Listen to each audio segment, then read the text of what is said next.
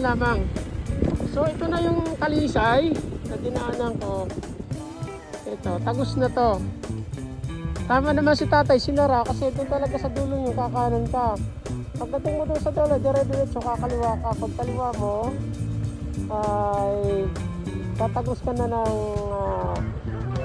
road papuntang Bawi.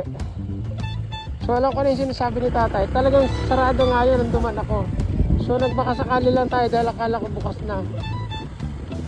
So ayan, pagdating doon sa dulo, bubungad na sa atin ang may mushroom na Talisay.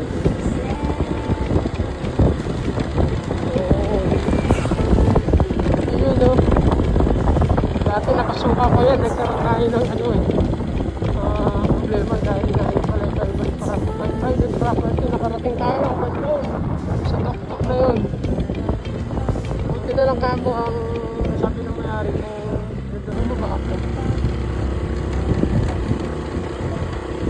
So yan, kasi kala lang sinasabi ni tatay na sindarapon pa samantalang kalsada dahil inuhukay. So yun yun, hindi pa rin pala pwede. Nagdiretso, kakalawang pa rin tayo.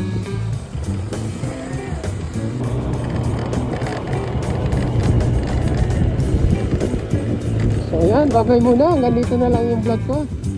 At least napakita ko sa inyo kung pwede na itong tagusan, pwede na ko tagusan. So yun o, bye bye. So ito na yung tanagusan natin ng from Bawi to Talisay. So ito na yung bubungot sa atin. Kaya so maraming pananda dito pagdating ng hapon.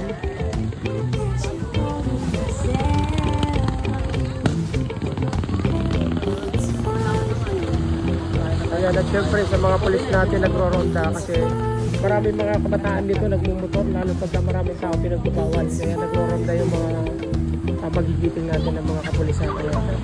So hanggang dito na lang po. Ayan. Yun o. Ayan, shoutout kila kuya na ano pa pangalan nila sir?